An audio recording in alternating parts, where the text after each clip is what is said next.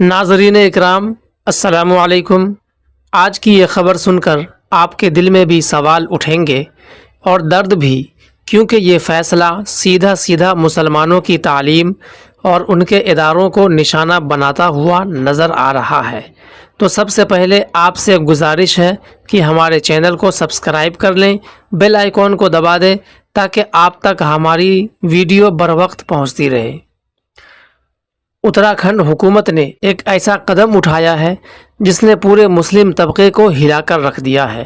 جی ہاں، ریاستی کابینہ نے اعلان کیا ہے کہ مدرسہ بورڈ ختم کر دیا جائے گا۔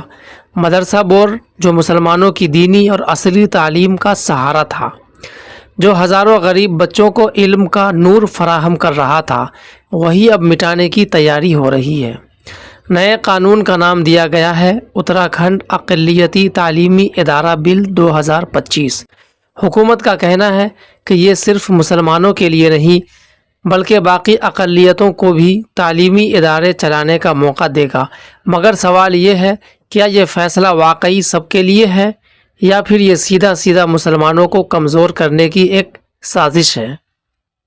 مسلمانوں کا کہنا ہے یہ قدم ان کے آئینی حق پر حملہ ہے۔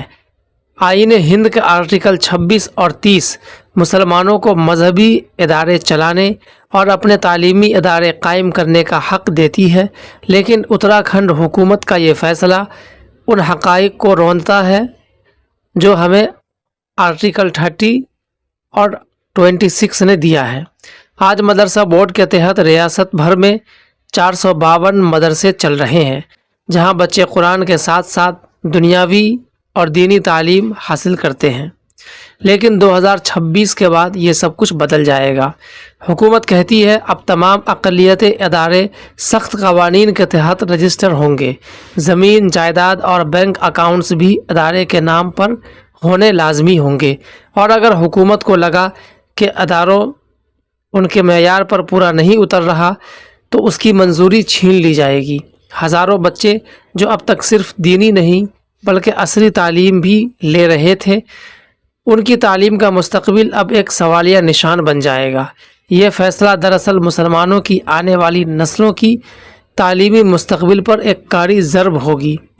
ناظرین، صاف دکھائی دے رہا ہے کہ اتراکھنڈ حکومت کے اس فیصلے کا اصل نشانہ مسلمان ہے۔ مدرسے صرف تعلیمی ادارے نہیں بلکہ ایک تہذیب اور شناخت کا حصہ ہے۔ جب ان اداروں کو ختم کیا جائے گا تو یہ سیدھی چوٹ مسلمانوں کے دین، ان کی زبان اور ان کے مستقبل پر پڑے گی۔ اب سوال یہ ہے، کیا یہ فیصلہ واقعی سب کے لیے یکساں مواقع دینے کا ہے یا پھر مسلمانوں کو حاشیے پر دھکیلنے کی ایک سوچی سمجھی سازش ہے؟ ناظرین، اگر آپ چاہیں تو ہم اس خبر پر مزید تفصیلی گفتگو کر سکتے ہیں اور مسلمانوں کے حق میں مضبوط دلائل سامنے رکھ کر آپ کو سمجھا سکتے ہیں۔ تو اگر آپ اسے سمجھنا اور جاننا چاہتے ہیں تو کمنٹ باکس میں اپنی رائے ضرور پیش کریں اور اس ویڈیو کو زیادہ سے زیادہ لوگوں تک شیئر کریں تاکہ مسلمانوں کے ساتھ جو ناانصافی ہو رہی ہے وہ دور تک پہنچ سکے اور اس کے خلاف آواز مضبوط ہو سکے، تاکہ مسلمانوں کے ساتھ زیادتیاں نہ ہو سکے۔ پھر ملتے ہیں کسی نیکسٹ ویڈیو میں، تب تک کے لیے آپ ہمیں اجازت دیں، اپنا خیال رکھیں۔